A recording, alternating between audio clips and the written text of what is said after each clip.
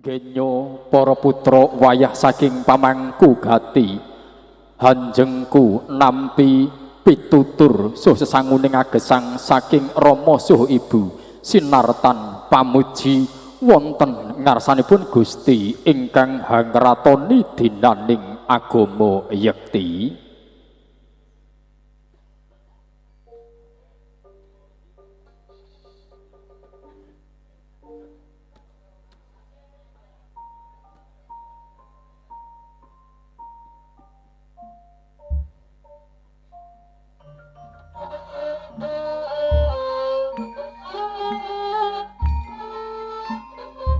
Sigra lenggah wonten ing damparing kinastri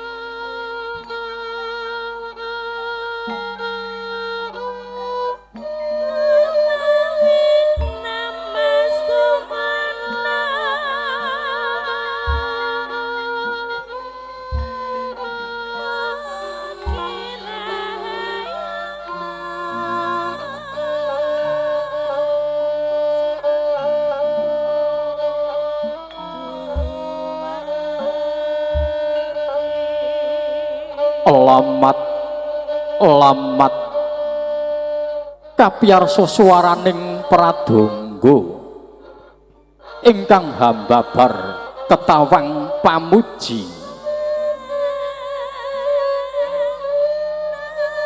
prasasat kidung japa mantra kinarya pandonga kang mawarna-warna wonten ngarsanipun Gusti ingkang Maha Kawasa tuh saged hamimbuhi hanyembuhi lampahing tata cara tumplak punjen ya tumplak pundi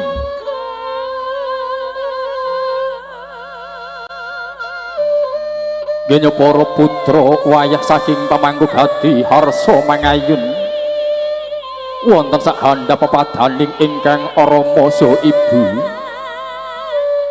hanampi pundi utawi punjen saha pitutur kinarya sesanguning agesang jroning nglampahi gesang ing bebrayan pangudas maraning driya kang kawijiling lisan winakilan dening putra pambayun Rama Ibu menika para putra wayah sami sowan ngaturaken sungkem bekti sinartan pamuji mugi Rama Ibu tansah pinaringan rahayu wilujeng dirga yuswa suka rena para putra ngaturaken sakalangkung agenging panuwun hawit Rama Ibu anggenipun sampun kepareng sami hanggula wentah hanggula linting para putra wiwit lair ngantos dumugi ning akhir dewasa sami mentas apalakrama sadaya kelawu hawit sih pangorbananipun Kanjeng Rama lan Ibu ananging para putra dereng saged atur pisungsung minangka piwales ingkang adamerananing penggalih paduka Rama miwah Ibu para putra aksi asring damel bot repotipun Rama tuwin Ibu ingkang menika para putra wayah namung sumarah cumadong sih kamirahanipun Rama lan Ibu mugi keparenga paring pangapunten Rama Ibu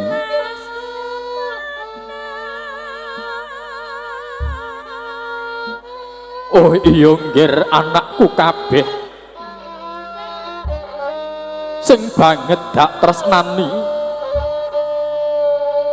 rumangsa bombong mongkok atine Rama Ibu mudine anak lan putuku kabeh wis padha malumpuk ngadhep ana ngarepanku padha ngaturake sungkem bekti. Yo tak tampa nggir, tak tampa kanthi lega legawaning atiku apa dene ibumu.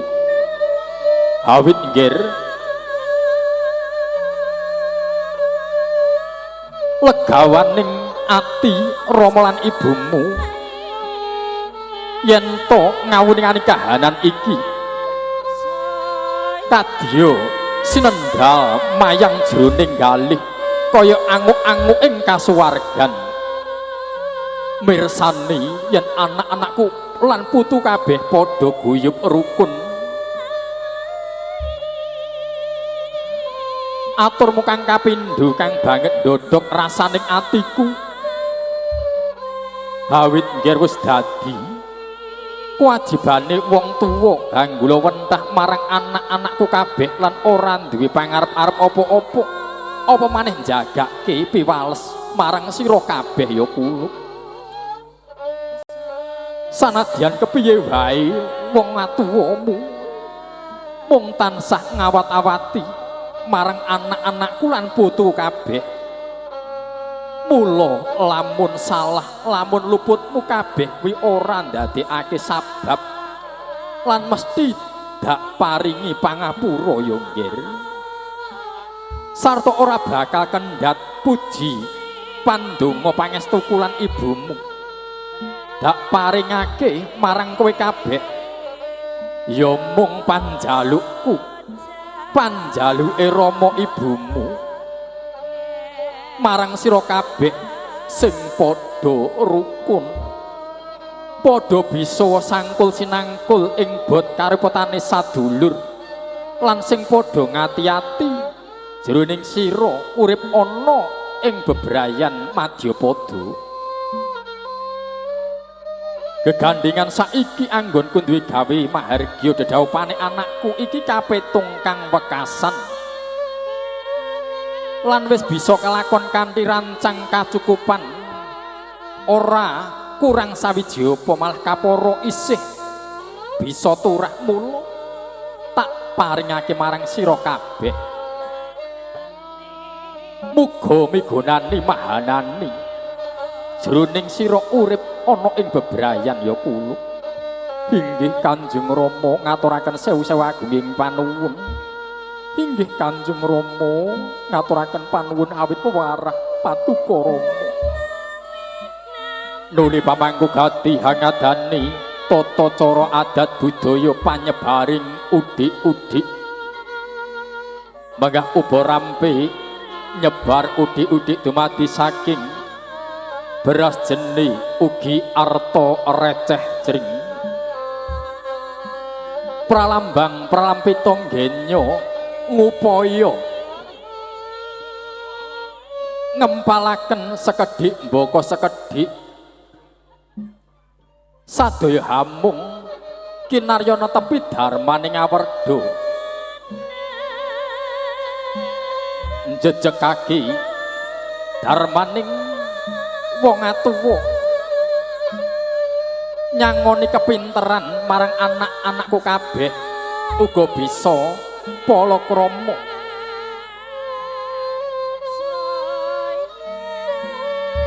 Mugi hanjayeng bawana saklamiya kanthi panjurung donga pamuji para tamu ingkang sami hangestreni.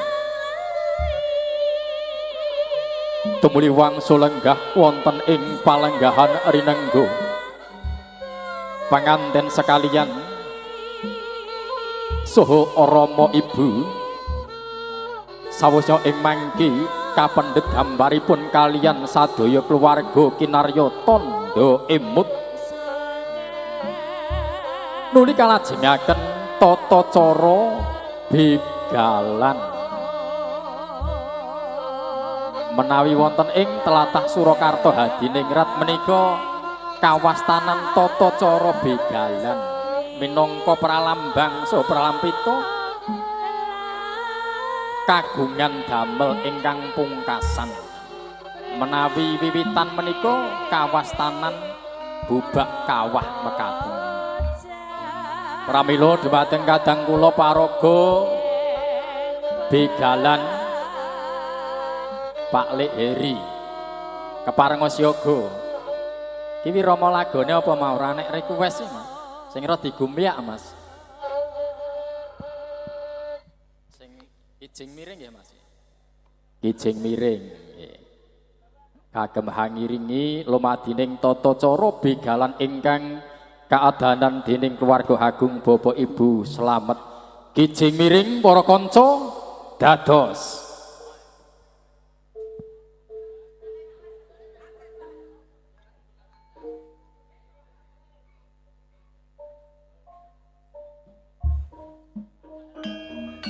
Nyuwun pangapunten Pak Sutrapcila Sarjana Pendidikan wilujeng rawuh malih. Wis wong Jesse wis wirawiri kono kene.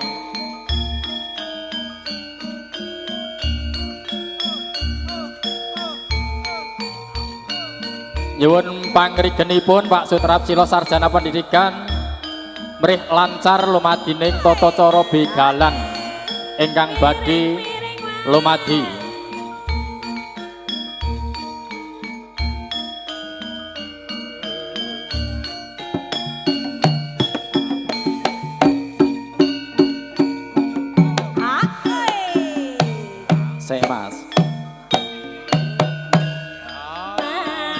Nggih, mlaku rene Mas. Mlaku rene ganti foto sih.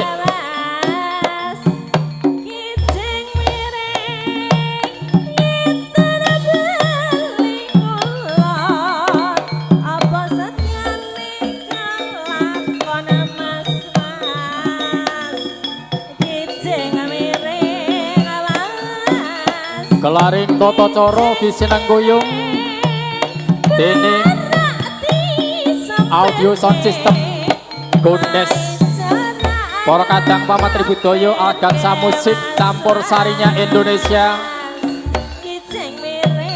Ugi Heru fotografer, Zunani video syuting, ugi Ami make up.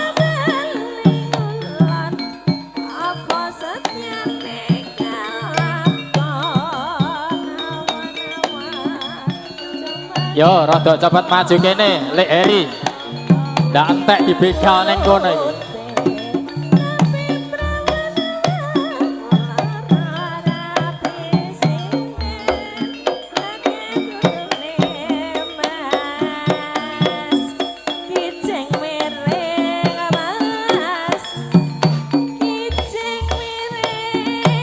Tata cara begalan minangka jangkeping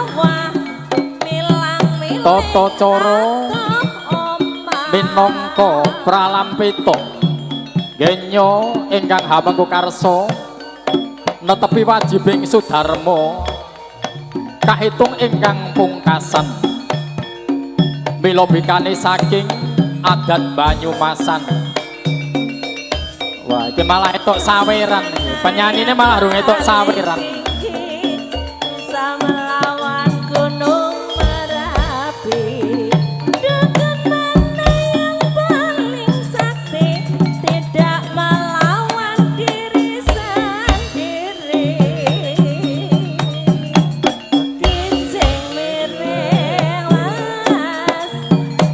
Wah, Mas Trimbil, iki ora dibegal nih malah etok duit oke sakmene.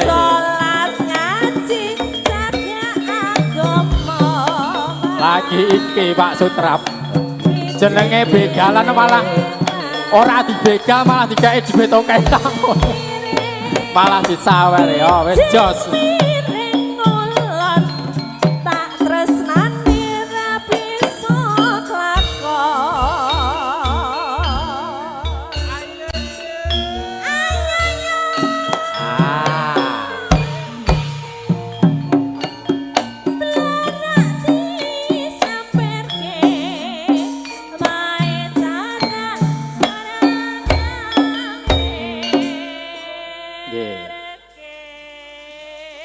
Foto riyen kalih penganten Mas Heri ora mlebu gambar engko. Elok tenan iki jenenge begalan malah etuk ditokae sakmono sak juta genep iki. Para tamu kakung putri kagem mupangataken wanci monggo wekdal katur wangsul dumateng para kadan algangsa musik Mas Trimbil monggo katur.